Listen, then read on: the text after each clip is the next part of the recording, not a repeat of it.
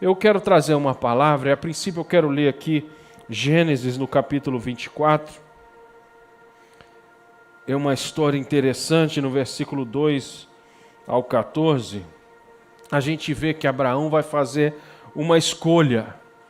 Ele está querendo escolher uma mulher para casar com seu filho. Ok?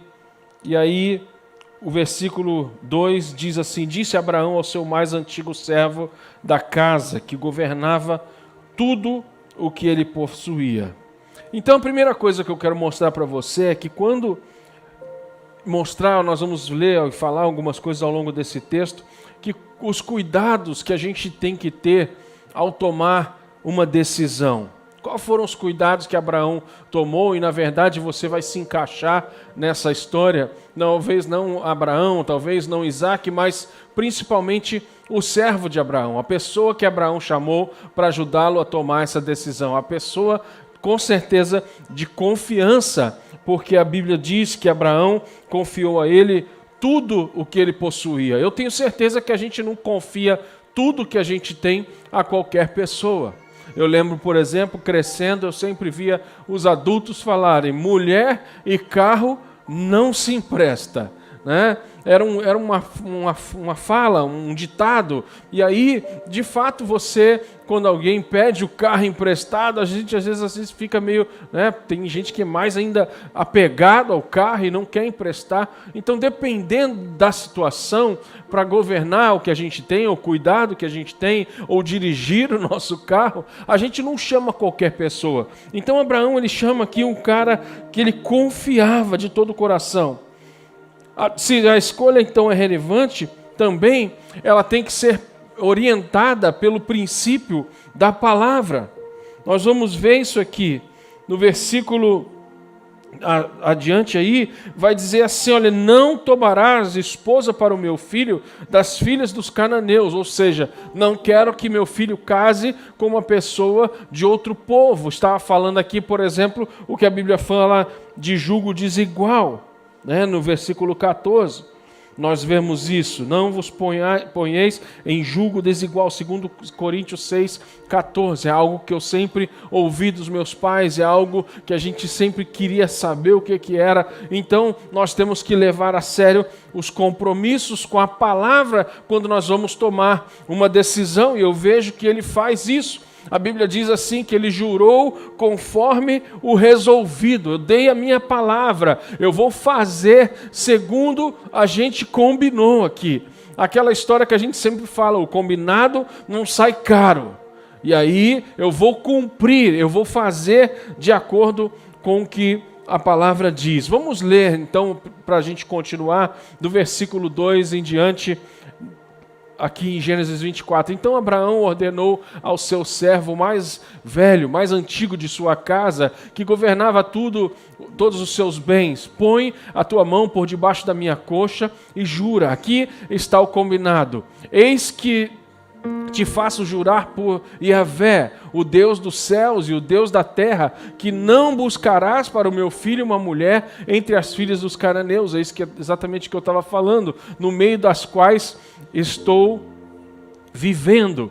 Ok? Versículo 4: mas irás à minha terra, à minha parentela, escolherás uma mulher para o meu amado filho Isaque. E aí no versículo 5, questionou o servo: porém é possível que a mulher não queira me acompanhar até esta terra? Nesse caso, deverei levar teu filho de volta à terra de onde vieste? É uma pergunta.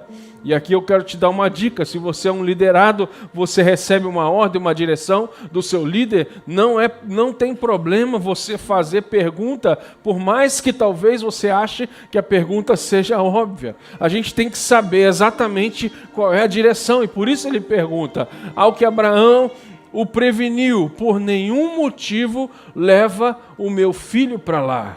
Uma outra instrução específica.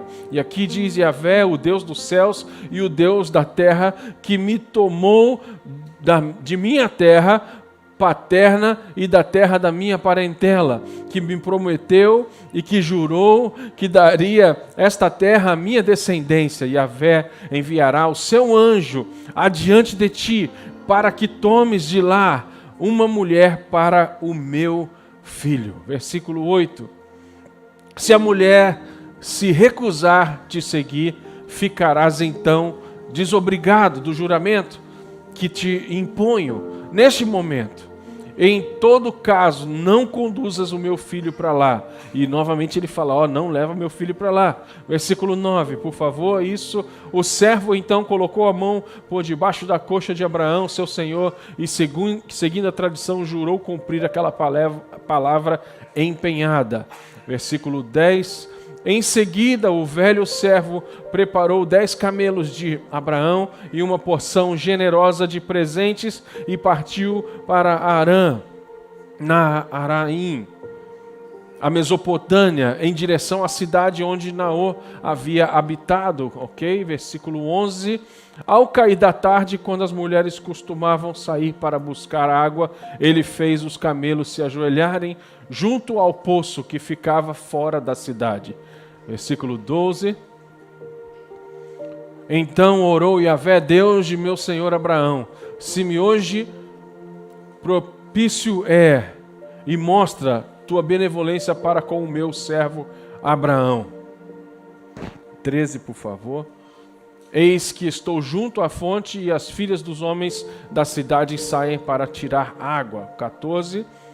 A jovem a quem eu solicitar, inclina o teu cântaro para que eu beba, e responder, bebe, e também a teus camelos darei a beber. Essa será a que designaste para o teu servo Isaque, e assim entenderei que mostraste tua bênção para o meu Senhor.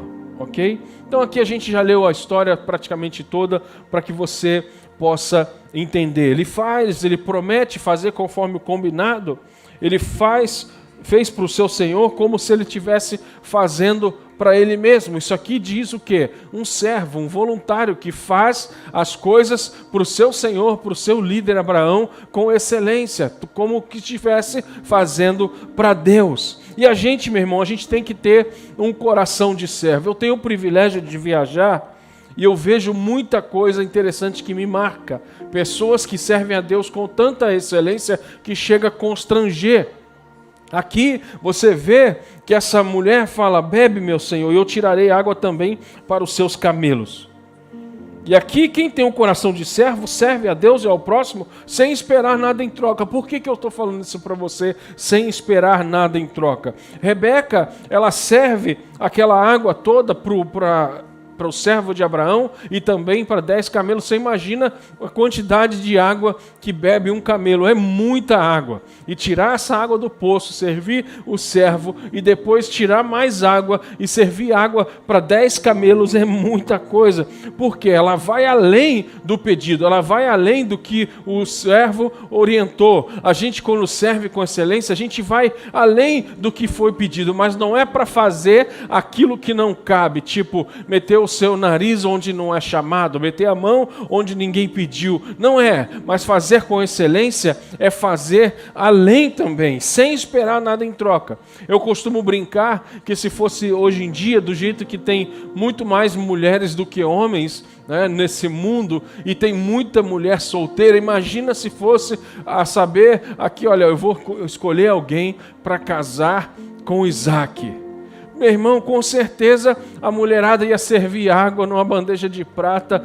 Você quer água com gás, sem gás, com limão, na borda, com limão espremido, né? Você quer uma água saborizada, porque quando existe uma recompensa e as pessoas sabem da recompensa, é muito mais fácil haver obediência quando sabe que existe uma recompensa. Agora, o que me impressiona, o que me chama a atenção é quando a pessoa serve e faz com excelência, mesmo saber, ou sem saber, aliás, mesmo sem saber que existe uma recompensa. E é interessante isso, por exemplo, quando Lázaro morreu, a gente sabe que Jesus fala, tirai a pedra. E a irmã de Lázaro começa a questionar, mas Senhor, já tem alguns dias que ele morreu, já cheira mal, e a gente já falou, eu já falei isso, já ouvi gente falar, como pode alguém estar do lado de Jesus, com Jesus ao seu lado, pronto para fazer um milagre, e ela questiona, mas Senhor, já cheira mal, Senhor, já tem tantos dias. Meu irmão, ela questiona, não porque ela não tinha fé, ela questiona porque Jesus deu uma ordem sem promessa. Jesus não falou, tira a pedra que eu ressuscito ele.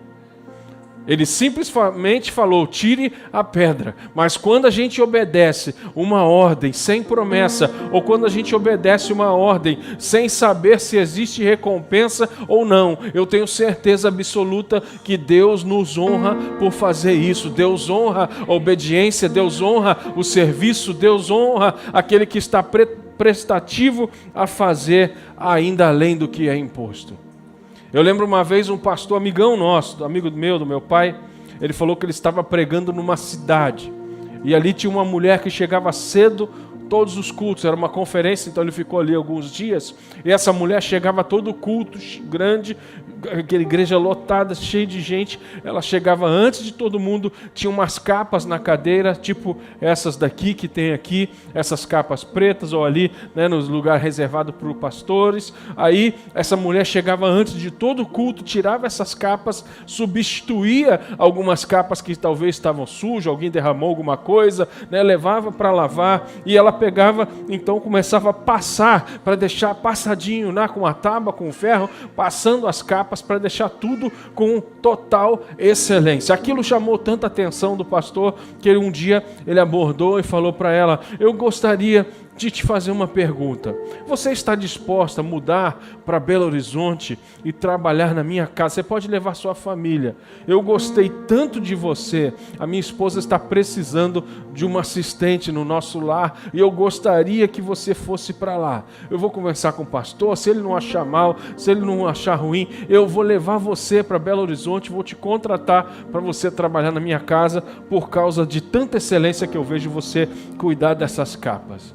A mulher deu uma risada, né, sem graça, falou, pastor, isso me deixa muito honrada. Seria uma honra eu servir o senhor e a sua esposa, trabalhar na sua casa. Mas eu acho que o senhor não vai querer pagar o meu salário.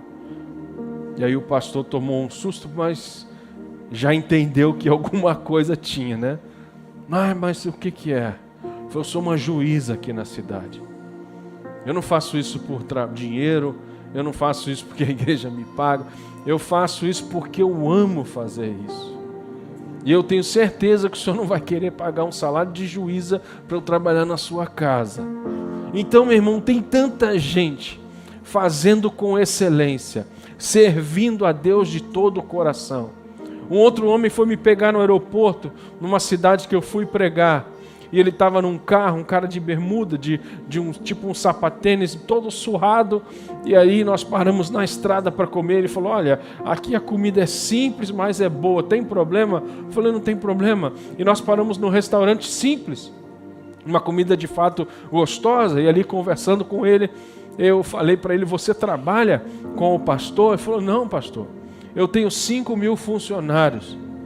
Lá no retiro que você está indo pregar, tem 8 carros meus lá, servindo a igreja. Tem uma Sprinter, tem uma Saveiro, aí ele foi falando, aí eu falei, o meu ministério, a minha alegria, o que me realiza é buscar os pastores no aeroporto. Esse é o meu ministério.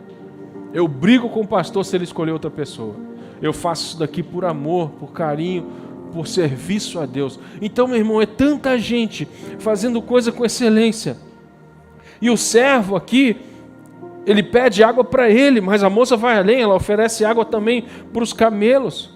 E uma coisa que eu digo para você, um dos segredos para a gente servir com excelência é a gente terminar aquilo que a gente começou a fazer. Um dos segredos não só de servir na igreja, meu irmão, mas um dos segredos do nosso trabalho, no mundo secular, na faculdade, seja onde for, você que quer ter sucesso, precisa terminar aquilo que você começou. Eu lembro no começo desse ano, uma das orações que eu fiz, no dia 1º de janeiro de 2023, ou melhor, na virada do ano, eu falei, Deus, não me permita nem começar alguma coisa que eu não venha terminar. Eu quero ir até o final, concluindo aquilo que eu propor começar na minha vida, porque perseverança e determinação são marcas de pessoas bem-sucedidas. Isso é um fato, isso todo mundo sabe.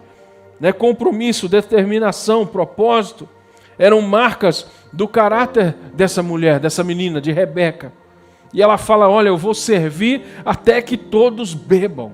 Ela tem uma iniciativa própria, porque a gente não pode muitas vezes esperar ser mandado para fazer alguma coisa. Eu lembro que eu fui pastor em Jacarepaguá durante quase 12 anos, mais de 12 anos na verdade. E um dia eu cheguei atrasado, tinha um trânsito, um acidente, eu não morava tão perto da igreja, uns 30 minutos talvez, e quando eu cheguei lá, estavam todas as luzes apagadas, o culto começava às 19 horas no domingo à noite, todo mundo, um monte de gente já do lado de fora, já eram 7:05 mais ou menos, as luzes da igreja apagadas, a porta fechada, um monte de gente na calçada, e eu falei, não é possível, será que ninguém abriu, ninguém tem a chave? E aí alguém quando viu que eu cheguei já meio estressado, meio nervoso, né? Quando eu saí do carro, alguém rapidinho pegou a chave e abriu, aí um dos irmãos falou assim, pastor, o senhor quer que acenda a luz? E meu irmão, antes de pensar, era um líder, né? Eu falei, não, meu irmão, hoje o culto vai ser no escuro. Arruma umas velas aí para a gente fazer um culto à luz de vela. Não é possível que aqui não tenha nenhum líder que não tenha uma iniciativa própria. Quer dizer, se o meu carro deu problema, se tiver um problema, um acidente, não tem culto. E aí eu dei uma chamada, né? Graças a Deus não tinha ninguém ali, né? Pela primeira vez ainda, só estavam as pessoas da igreja. Eu falei, pelo amor de Deus, gente, o que eu estou ensinando para vocês aqui esse tempo todo? Porque a gente tem que ter iniciativa própria, meu irmão. Sem que Abraão pedisse, o servo pega 10 camelos. Lembra que ele falou, vai lá, e deu toda a orientação. Ele jura fazer conforme o combinado, coloca a mão debaixo da coxa, faz todo o ritual normal. Mas por que ele pega 10 camelos e não um só? Eu não sei, mas eu digo para você que com certeza isso é iniciativa própria. Pessoas excelentes têm mentes expandidas, mente larga, sabem pensar grande. E isso é lindo, meu irmão. A gente precisa colocar excelência em tudo que a gente faz. Ele pega 10 camelos.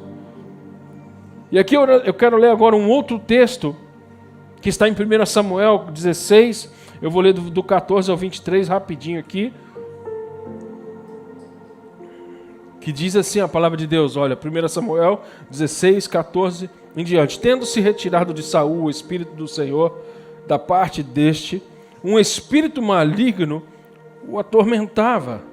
Então os servos de Saul lhe disseram, eis que agora um espírito maligno enviado de Deus te atormenta.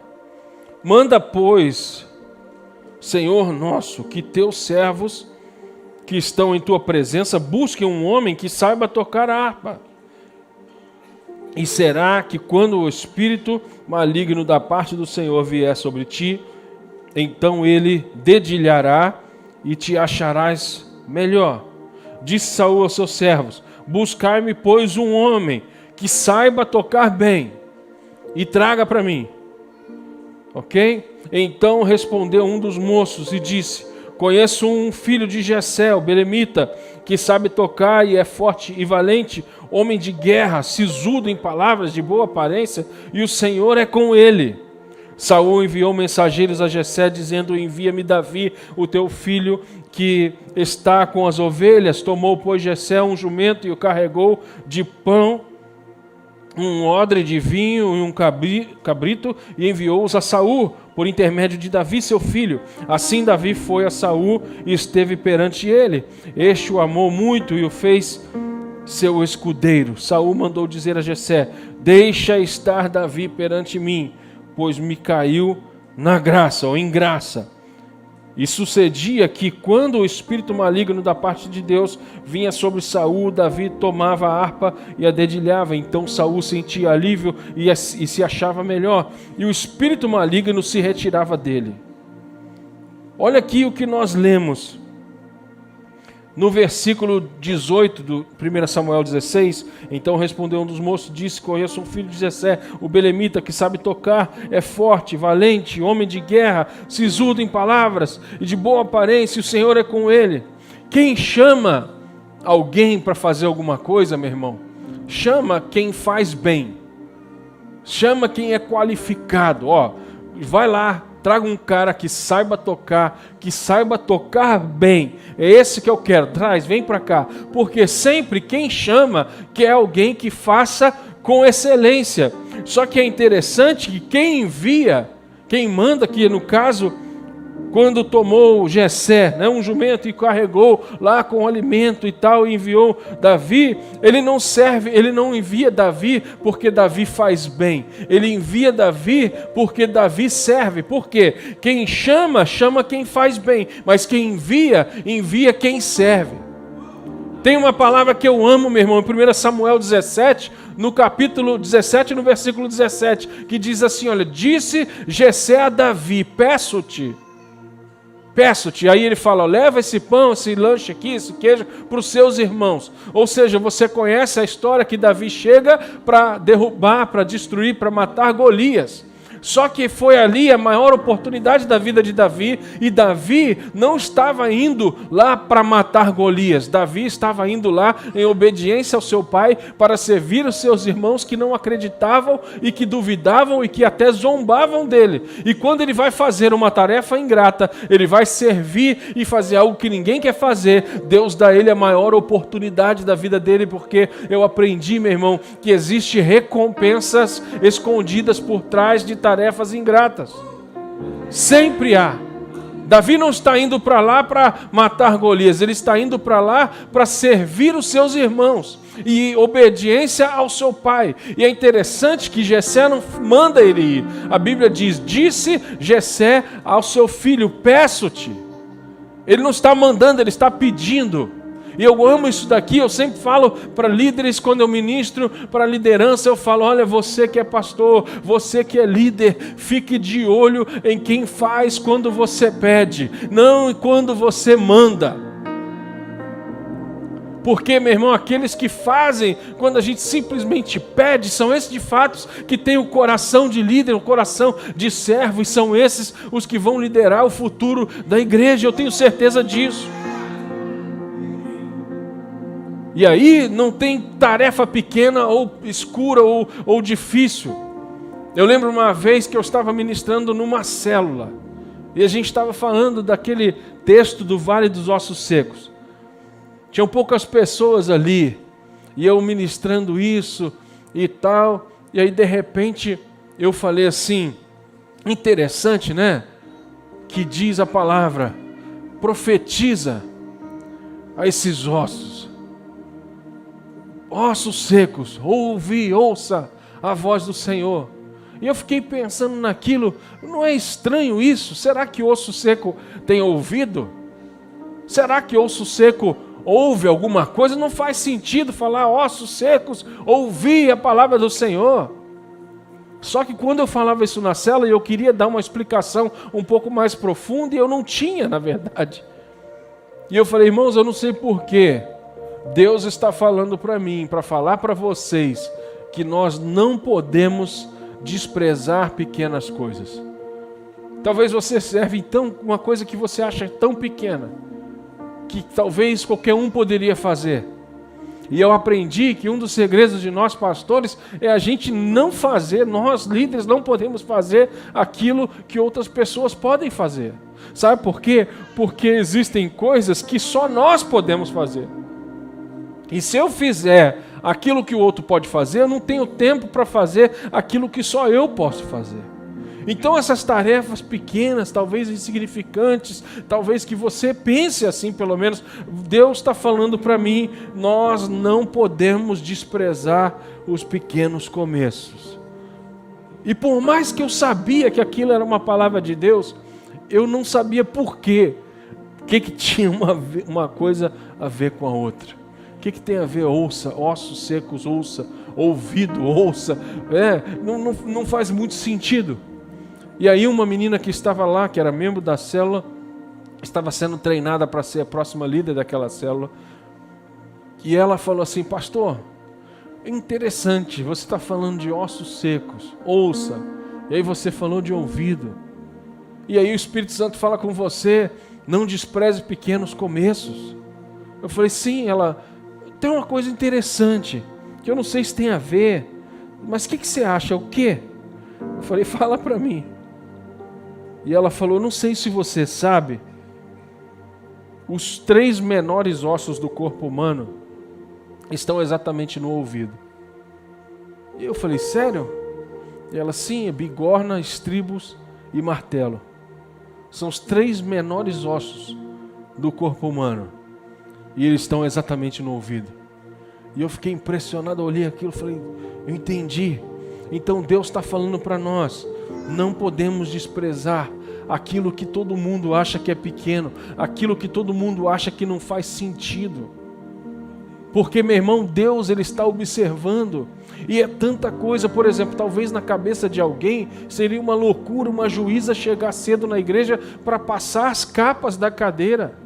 Talvez a igreja poderia contratar alguém, pagar um salário mínimo, não sei, para limpar, para fazer, para passar, enfim. Mas não, eu faço não porque a igreja só precisa, eu faço não porque o pastor mandou. Talvez um monte de gente fica justificando, né? Estou dando um exemplo aqui da capa das cadeiras. Alguém fala: pastor, mas isso é besteira, é perca de tempo, porque logo mais alguém vai sentar aqui, né? É que nem, por exemplo, eu estava pregando em São Paulo esse final de semana, e com uma camisa social, e eu fiquei no hotel um tempão passando aquela camisa, um ferro ruim que o hotel me arrumou, e eu passando a camisa, quando eu entrei no carro, que eu sentei, né, no carro que foi me buscar no hotel, quando eu cheguei na igreja, literalmente daqui para baixo a camisa parecia que tinha feito assim, ó, estava toda amassada.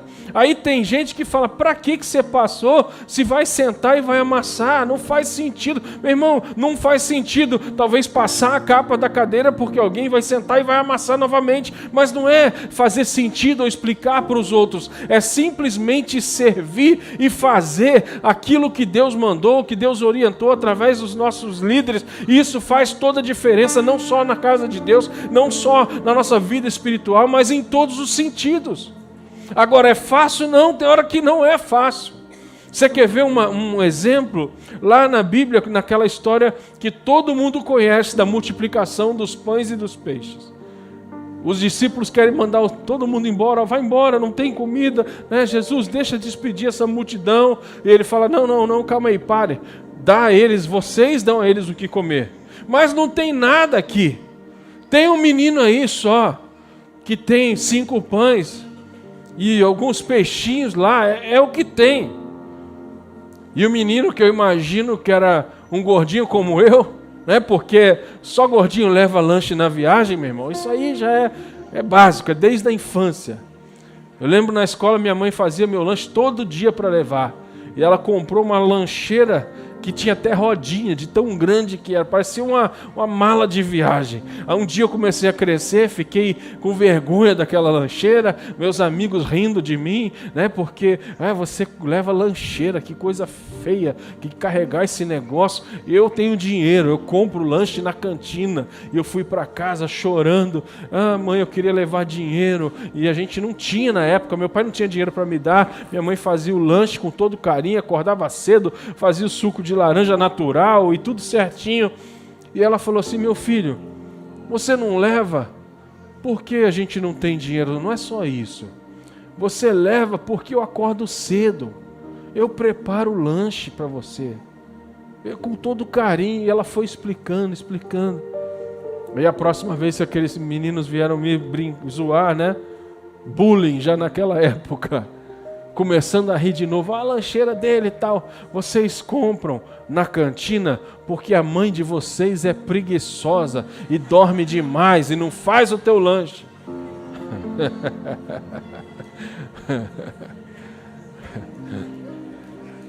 Então o gordinho sempre leva o lanche, né? E aí aquele menino lá, ele entrega o que ele levou. A gente sabe essa história. Jesus pega os pães, os peixes. E é interessante que Jesus não ora para multiplicar.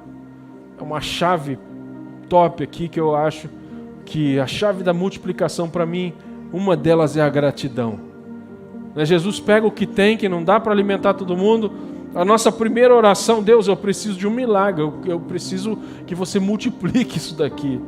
Como que vai ser para alimentar tanta gente? Jesus não, ele não pede para multiplicar, ele agradece o que tem, e depois de levantar aos céus e agradecer ao Pai, ele dá e fala: olha, bota em ordem aí, porque toda vez antes de multiplicação tem que ter ordem, meu irmão.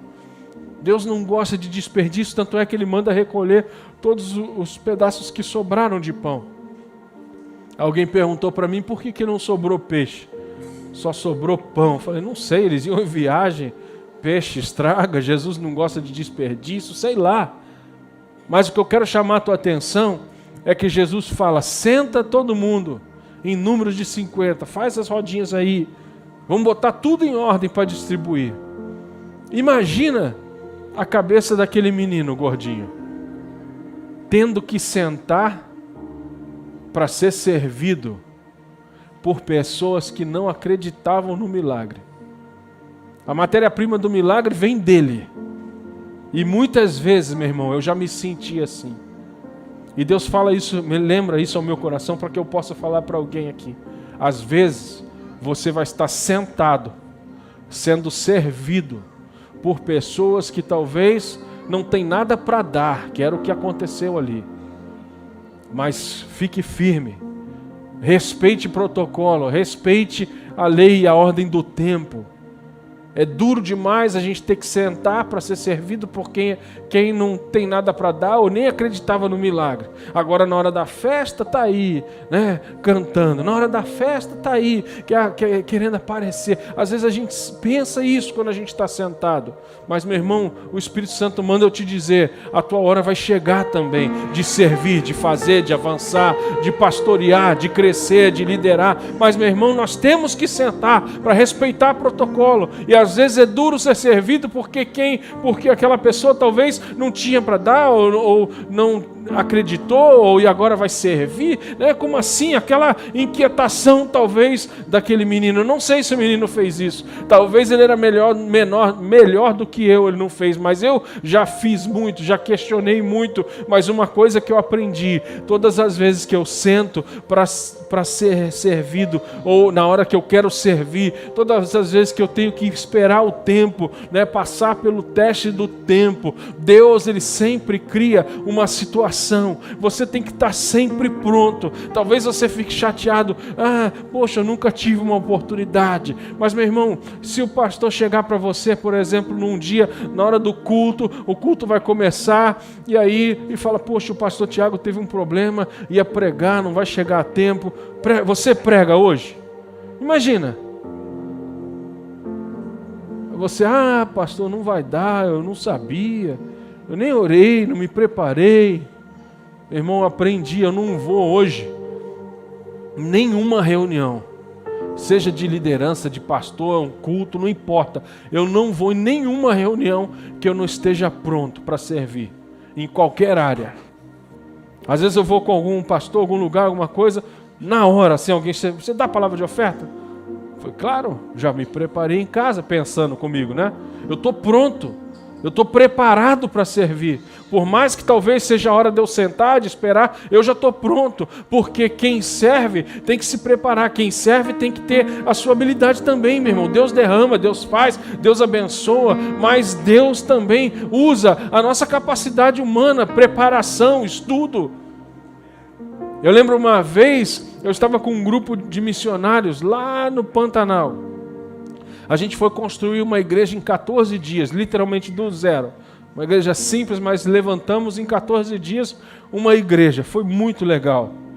E ali veio um pastor, a gente foi num culto e o pastor foi pregar e eu, sinceramente, eu fiquei impactado com a pregação daquele pastor.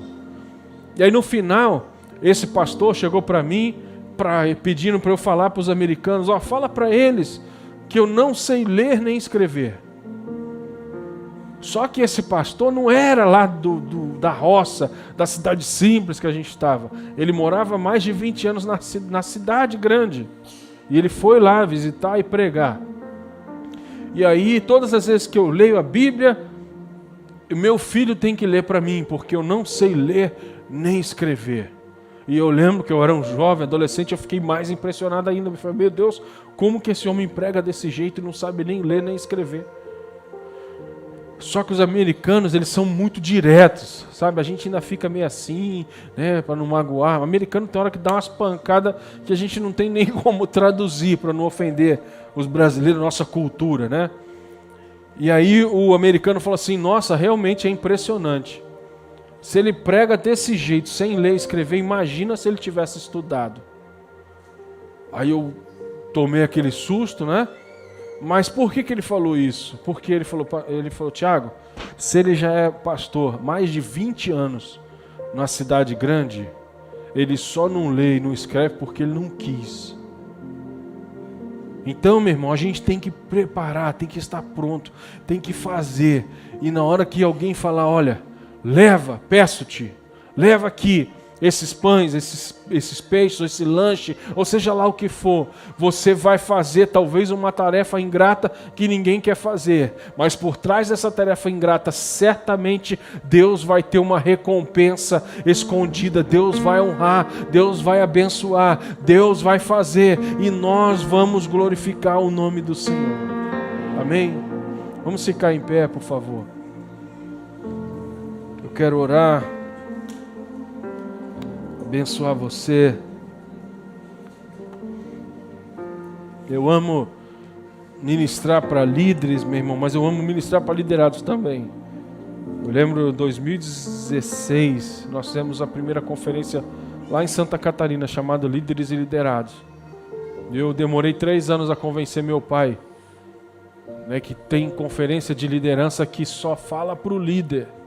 A gente não falava muito para o liderado, e nem existia, na verdade, esse nome, liderado. Ninguém usava isso na igreja. Usava filho na fé, filho espiritual, discípulo, um monte de coisa. Liderado é uma coisa que, não estou dizendo que eu inventei, mas Deus falou no meu coração. E eu fico impressionado, meu irmão, porque a nossa cultura brasileira, ela não valoriza o segundo, o terceiro, o quarto lugar. Você quer ver o chateado é quando alguém recebe uma medalha de prata e tira do peito. Isso é falta de respeito, né? Isso é falta de educação, eu não gosto. A gente só celebra o ouro. E isso é terrível, porque Deus não chamou todo mundo para ser pastor. Deus não chamou todo mundo para liderar. E nós começamos a ensinar isso. Mas se todo mundo liderar, quem será liderado? E na verdade eu não sabia que naquela época Deus estava tratando comigo, porque Deus não me chamou para ser pastor de uma igreja. Hoje eu ajudo uma igreja, eu faço parte de uma igreja, eu sou um pastor auxiliar, mas Deus me mostrou, você não é líder, você não é pastor presidente. E eu abri mão da igreja, passei a igreja por um liderado meu, mudou o nome, mudou tudo, a igreja continua, graças a Deus, e fui trabalhar na Elan, junto ao pastor Filipe, nem fui trabalhar, fui servir lá. E aí eu comecei a minha história de liderado, Deus me tratando, me curando, e eu servindo em todas as oportunidades possíveis.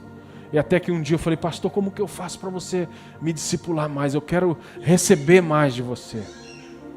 E aí o pastor Felipe Murdock falou para mim, Tiago, a igreja está crescendo, mas eu vou te dar uma dica. Sim, pastor. Ele falou, eu não consigo discipular todo mundo, mas quer ser discipulado por mim? Eu sim. Fique perto de mim. Se você estiver do meu lado, na hora que eu derramar, vai cair sobre você. Foi então, meu irmão, cola na sua liderança. Faça, sirva, ajude. Carregue a mala dele, se for o caso, não importa. Sirva, porque você vai receber, você vai estar perto. É o que eu tenho feito. Hoje eu viajo o Brasil inteiro, treinando pastores que querem abrir igreja, treinando líderes de igreja, fazendo seminários de liderança. Eu que não sou pastor de igreja, lidero e sirvo e treino pessoas que são. Coisas que não faz sentido aos olhos humanos. Mas no reino de Deus, quem serve avança, meu irmão. Quem serve descobre o seu propósito. Amém? Feche seus olhos aí, coloque a mão no seu coração, eu quero orar. Pai, muito obrigado pela essa oportunidade que temos de ouvir a Tua palavra, sabendo que o Senhor trata conosco, Talvez tem pessoas aqui, Senhor, que ainda não viram o propósito de vida deles, talvez não entenderam qual é de fato o seu chamado, mas que a gente possa descobrir isso, que só possa revelar claramente, porque eu tenho certeza que eu nunca vi alguém tão feliz como aquele homem, simplesmente em pegar os pastores no aeroporto. Eu nunca vi alguém tão realizado igual aquela mulher passando as capas da cadeira da igreja. Por mais que pareça que estão fazendo, Senhor, um serviço insignificante, eles descobriram que estão servindo o Teu reino com excelência, colocando excelência naquilo que algumas pessoas acham que até que não precisa. Mas isso agrada o Teu coração, isso traz excelência para a Tua casa e isso alcança pessoas. Muito obrigado, porque eu sei que aí sentado, Senhor, tem muitas pessoas que servem nos bastidores, pessoas que muitas vezes estão servindo talvez no estacionamento, na cantina, na livraria, Senhor, nos grandes eventos da igreja. Aqueles que mais servem às vezes não conseguem nem assistir a programação. Mas, Senhor, o que seria das programações, o que seria dos cultos, se não fosse essas pessoas servindo, trabalhando voluntariamente nos bastidores, fazendo por excelência, mesmo que ninguém veja, nem que ninguém elogie. Muito obrigado, Deus. Levante aqui servos, voluntários, homens e mulheres que venham tocar no coração das pessoas. Que ao entrarem aqui já ali no estacionamento, pelo portão, as pessoas possam, Senhor, sentir a Tua presença através de um sorriso, de um abraço ou de um seja bem-vindo. Que a Tua presença seja manifesta nesse lugar como tem sido, mas ainda mais através do corpo de liderados aqui, de voluntários aqui. Muito obrigado, Senhor, porque a igreja está crescendo e nós vamos precisar muito mais gente servindo, abençoando, trabalhando, se dedicando, Pai. Obrigado pela vida do pastor Fábio, pela liderança dessa casa e por essa noite. Em nome de Jesus, amém.